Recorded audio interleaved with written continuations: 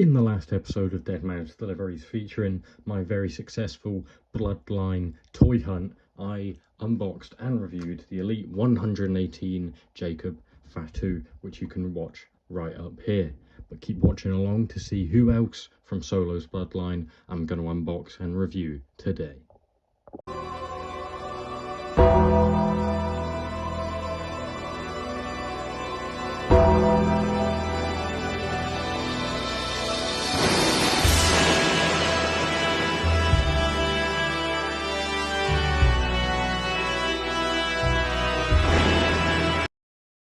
Yes, that's right. Today I will be unboxing and reviewing the Elite 118 TAMA TONGA and TONGA LOA, the adoptive brothers, the Guerrillas of Destiny, as they were known in JPW, but these days they're part of Sikoa's MFT. So let's get into that. I picked up a lot of figures on my toy hunt, which you can see in the last episode of Deadman's Deliveries. You can also see the other figures in the set. I picked up 4 of them. I did not get the Nia Jax because I don't really collect women's figures. I'm thinking about it potentially, but as of right now I don't. And the John Cena wasn't there. I also picked up these Usos, which will be unboxed later on, and Roman Reigns I got from the Entertainer a little while ago as well. There's the boxes out of the way. That's a bit of admin done. Here are the figures. Obviously, it's still in their plastic prisons, but they are matching, obviously. They're brothers. There's quite a complicated history to the two of these guys. They're adopted brothers. They are related to the Usos because Haku is the uncle of the Usos and Haku is their adopted dad. They're cousins, but they're brothers. I don't really know the intricacies of it. There's a lot going on, but they're related. And they're a part of Solo's MFT, standing for My Family Treat. At least TONGA LOA is at the minute. TAMA TONGA is currently injured and out of action. But the infamous TONGA LOA, the most important member of the bloodline, the whole bloodline, including Roman Reigns, including Jey Uso, of course, is TONGA LOA, the infamous TONGA LOA. And here he is out of the package. And for all the jokes about him, it's actually a nice figure. You know, he might have a few botches in him. This guy, he did go around with Sin Cara, didn't he? Was he Hunico? Am I getting the right name there? I feel like TONGA LOA was Hunico back in the day. I don't know if I'm getting the name right, but he was definitely involved with Sin Cara. So we'll get into the TONGA LOA first before we get into his brother Tama. And yeah, nice figure, nice build. Let's check out the articulation first. Torso is a little bit stiff there, but the swivel's all fine. Bicep swivels are fine. The head sits fine, not too loose. That's all right. The arms fully open up, fully rotate. All good there. Torso's still a little bit tight, but the waist rotation's all good. The legs get a good amount of stretch out there, and they both go up fully. No Vietnamese stuck leg syndrome, which they seem to have sort of cured a bit more now. The feet aren't too wobbly. The Jacob feet are a bit wobbly. They move all around the place, which I've seen some people having issues with, but this one seems fine. I think it's just the type of boot used on that one is a bit more floppy. This is a bit more rigid and will stay together a bit better.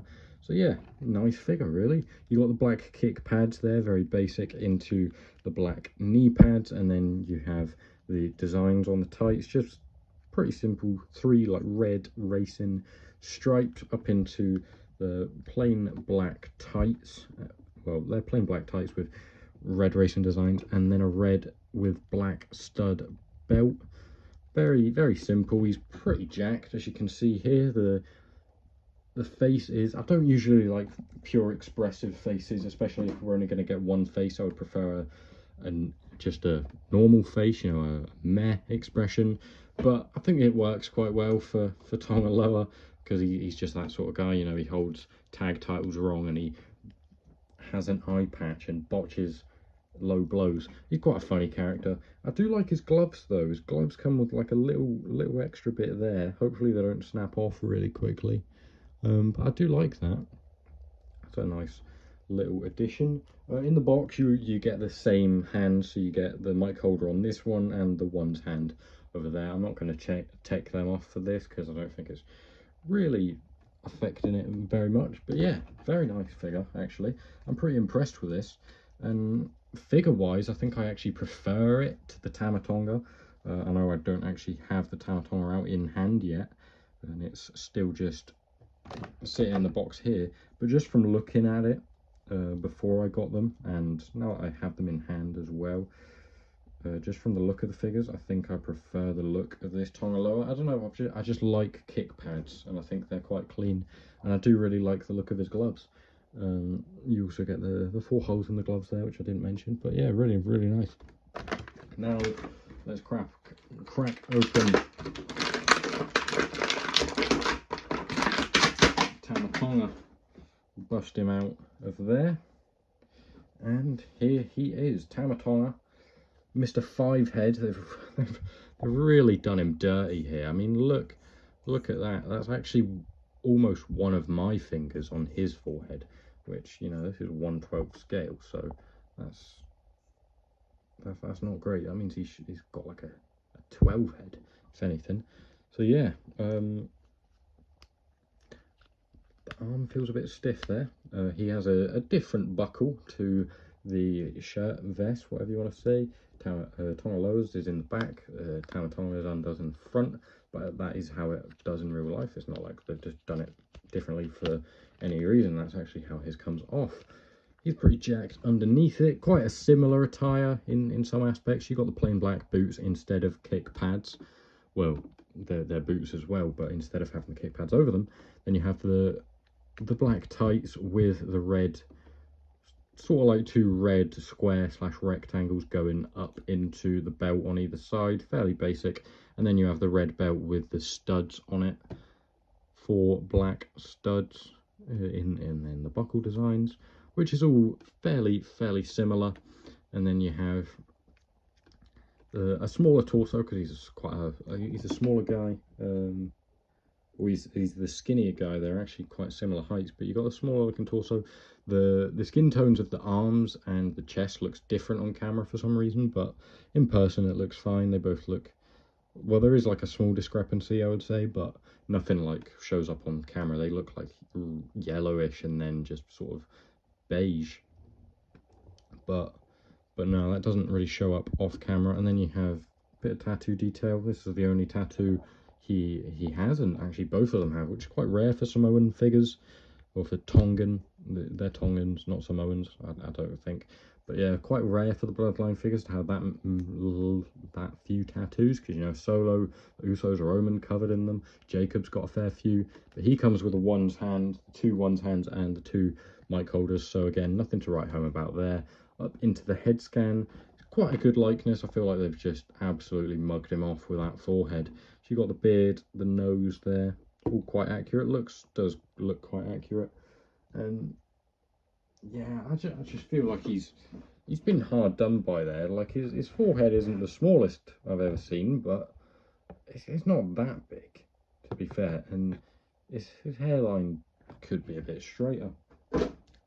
Other than that, there's no real complaints. He has the old mullet going on there, a bit similar to Jey Uso in that respect, so Solo might not like that. But yeah, stern, or just like a normal facial expression, which I think is fine. I do prefer that, as I said, generally speaking, on most figures, so that's nice.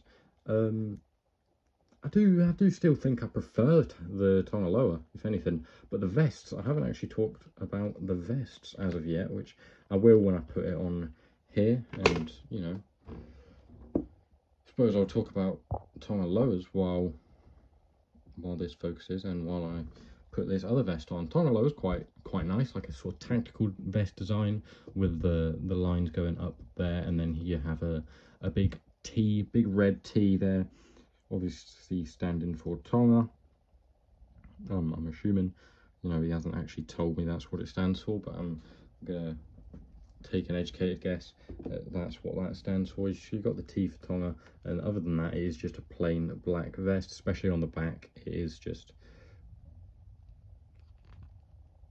plain. The vests are always, and you know, stuff that buckles like this is always quite annoying to get fully right. It looks like it might be a little bit small for him there. But yeah, you do have more of the sort of like utility tactical vest designs on the front of it. The back is very plain, but this has more of like those designs, which is nice. I'm guessing this is from his debut or from their tag title run, I'm not sure. And then TAMA TONGA, I would say he's got the nicer vest, really nice vest. You got the more of the tactical sort of designs, and sort of looks like snake print actually there, if that focuses.